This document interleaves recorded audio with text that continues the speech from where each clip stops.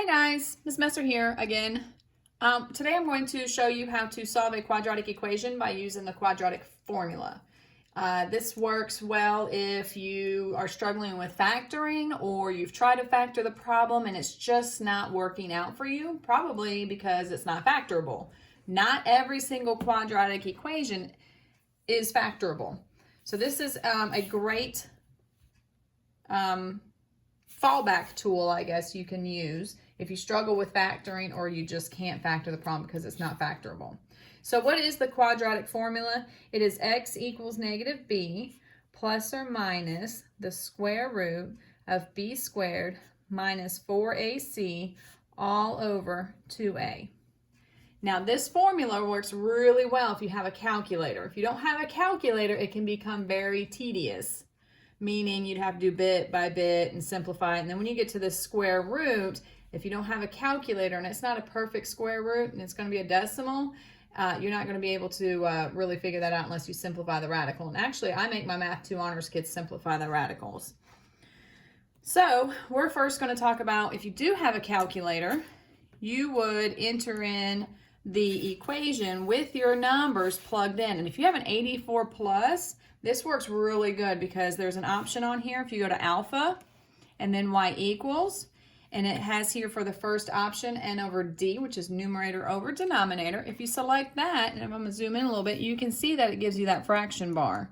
So all you have to do is type everything in the equation from your paper into the calculator, just like you see it, and hit enter, and it'll give you your answer without having to do a lot of work. But we're going to look at what if I don't have a calculator, because right now I'm assuming we probably don't have fancy graphing calculators at the house, and I'm not going to require you to go run out right now and buy one. So I'm going to show you, if I don't have a calculator, how am I supposed to solve these? Well, it takes a little bit of work, but it is definitely doable. So the first thing you have to do is set your equation equal to 0, just like if you had to factor, because really what you would do is you would try to factor it anyways. And so we would be setting the equation equal to 0. And then I always have my students label their a, b, and c. Because really you don't need the x's, you don't need the x squareds, you just need to know your a, b, and c. And those are the numbers that you would plug into the quadratic formula. And then I ask that my students plug it in, show me the numbers plugged into the formula, and then solve it. And today I'm going to show you how to do that without a calculator. Okay, so we're going to jump straight into an example.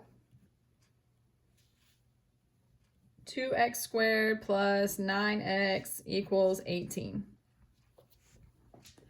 So we're going to solve this using the quadratic formula, and I believe this equation is factorable, but we're going to pretend we didn't know that it was factorable or that we're terrible at factoring, and so we just didn't want to even try. First thing we're going to do is set this thing equal to 0. So when I move that 18, it becomes minus 18. So I've set my equation equal to 0. Now I'm ready to label my a, b, and c. So you can put that under each number. Just be careful with your negatives. You don't want to lose your minus signs. Those are those numbers negatives. So my a is 2, b is 9, and c is negative 18. Then I'm going to plug it into this equation. You got to make sure you do that very carefully. So the opposite of your b, so this becomes negative 9 plus or minus the square root. And I always tell my students to put parentheses around the numbers that they are plugging in. So if you've noticed, I don't really do it on the front, but within this radical, which happens to be called a discriminant, by the way. We'll talk about that later, maybe. 9 squared minus 4 times 2, and my c value. Notice I put parentheses around the numbers I plugged in. Makes it super helpful, especially if you don't have a calculator, when we start simplifying this. And then on the bottom goes 2a. So all I did was take my formula, and I replaced the letters with the correct number from my given equation. Say bow with me so far. Now I'm going to pretend I don't have a calculator. Ooh, that's going to be pretty right there. And I am going to, now if you have a calculator, you can most definitely plug that in. That would be 81 minus 8 times negative 18. So you can use your phone calculator. You can use the calculator on the computer. So I am going to pretend I don't have a graphing calculator where I can cram the whole thing in. I'm just going to pretend I have a little manual 4-function calculator. So I've typed in this 9 squared minus 4 times 2 times negative 18. It gives me 225.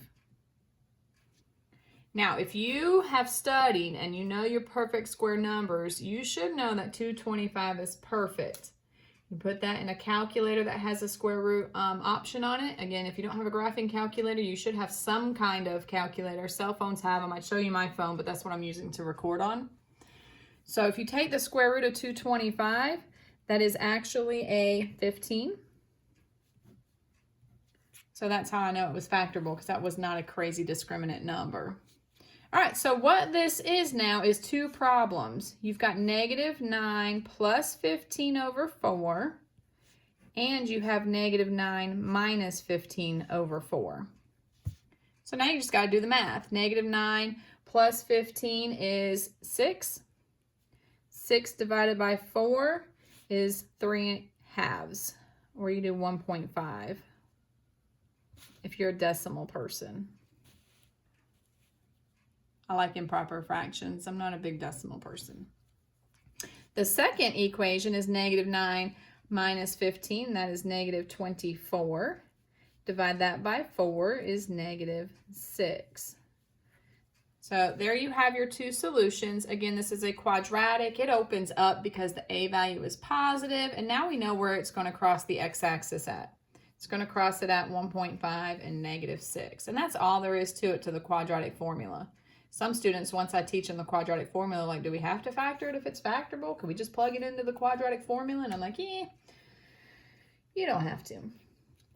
So what happens if this is not a perfect number? And that's a great question. I'm going to show you an example where this discriminant value, okay, a little FYI for you, you can add this to your notes. Let me put this up here. The b squared minus 4ac is called the discriminant. Discriminant. I want to make sure I spell this right. I have a problem with spelling. That's your discriminant value. And a few things about your discriminant value. If it's positive, you'll have two solutions. If it's negative, can you take the square root of a negative number? Absolutely not. So you're going to have 0 solutions. That means your parabola never touches the x-axis. If your discriminant value is 1, no, it's not 1, excuse me. If it's 0, you have 1 solution. Lost my mind there for a minute. All right, so just a little FYI. Some folks want you to know that, or you might want to know that as you're working the problem out to kind of give you an insight. Oh, my discriminant's positive. I should have 2 answers when I get done with it. Or it's 0. I'm going to have 1 solution when I get done with the problem. Or it's negative. I'm not going to have any answers. So just keep that in the back of your mind. That's just the stuff under the radical, not including the radical itself. All right, so let me go back here and look at an example that we don't have a perfect square root number.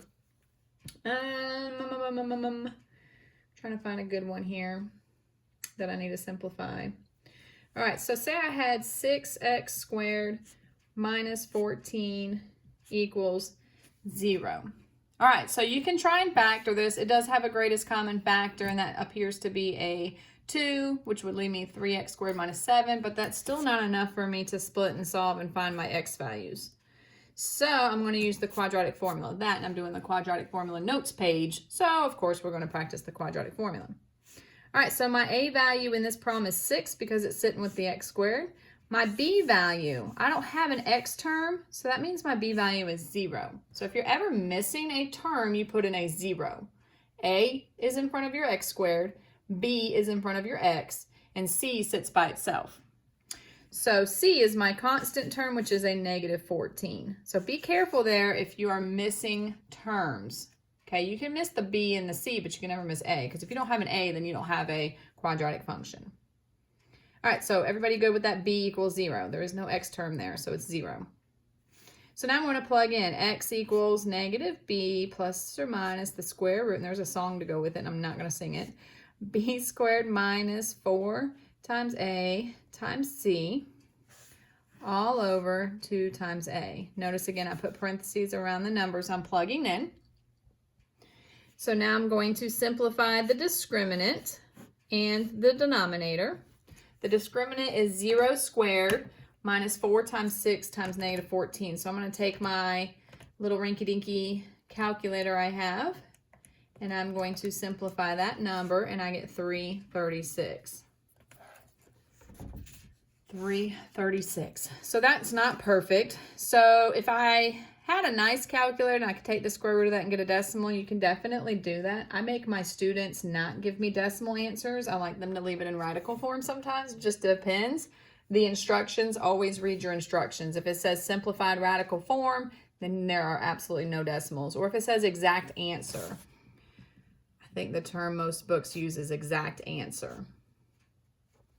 So if it says exact answer, that means we're going to simplify the radical. So a little note here for you. Exact answer means you're going to simplify radical. You are not going to get a decimal answer. If you get a decimal answer, that means you did not read your instructions there. All right, so I'm going to use a little side paper here to simplify my 336. To simplify radicals, we can use factor trees. So let's see here. I can use, trying to think, 12 and 28 work good, I think. That works. 12 is 2 and 6, 2 and 3. We have 4 and 7, 2 and 2. I have a video on how to simplify radicals if you have forgotten. So you can go back and watch my video on how to simplify radicals if you need a little refresher. But all you do is use a factor tree. I scratch out my composite numbers so I do not accidentally use those in my answer. Then you find your pairs. I have 2 pairs of 2s, which is a 4. And I have a leftover 3 and a leftover 7, which is 3 times 7, 21. So that radical is 4 radical 21. And then I bring down my plus minus, bring down my 0. You don't have to put the negative in the front. That's kind of a weird. Negative 0 is not technically correct. Over 12. Now you would think that you're almost done, but you're not. So now we need to reduce my fractions. 0 over 12 is just 0. Plus or minus, 4 over 12 is 1/3. So you can do 1/3 radical 21. That looks a little odd. You can do just plus and minus radical 21 over 3. You can put the 0 in the front, but you don't have to. So put the 0 or don't put the 0. It does not matter, but that is my solution. And that is an exact answer. That is not simplified. That is a simplified radical answer, not decimals. But if you wanted decimals, if you had a calculator that could take the square root, then you would just type that in. I could have typed it all the way in up here at the beginning. I could have done 0 plus the square root of 336, enter, divide by 12, enter. You have to do the top and then the bottom because the calculator is only as smart as its user. And you don't want to put the whole thing in there because it gets confused and it gives you the wrong answer. So one of your answers would be 1.5 approximately. Then you would do 0 minus the square root of 336, enter, divide it by 12, enter, and you get another answer of negative 1.5 approximately. So make sure you read your instructions. If it wants an exact answer, you're going to do a simplified radical form. If it says round to the nearest hundredths or tenths, nearest, I'll say tenth on this one, then you would give me negative 1.5 and positive 1.5. So make sure you read your instructions on whatever worksheet, quiz, test, whatever you are asked to do. Be careful on the format of your answer. So I showed you how to do a simplified radical form and then how to put that in the calculator to get a decimal. You just put the numerator in and then put the denominator, divide by that denominator value. All right, and that is it for the quadratic formula. So you just need to make sure that you learn this formula. You can go to YouTube and look at some crazy folks that have done some songs that may help you remember that formula. Label your A, B, and C. Make sure after you've set it equal to 0, you label your A, B, and C. Plug your numbers in carefully. Please, please, please put parentheses around the numbers that you're plugging in. Simplify that discriminant value. What is underneath of the radical? Simplify that part. That's the number there. And then that plus minus gives you your two problems. If it's a perfect number, you're good to go. If it's not perfect, then you're going to have to simplify that radical if it wants an exact answer. If it doesn't want an exact answer, then you can just go straight to the rounded answer by plugging that into the calculator. I hope that little tutorial here has helped you using the quadratic formula to solve quadratic equations where factoring is just not an option. Have a great day.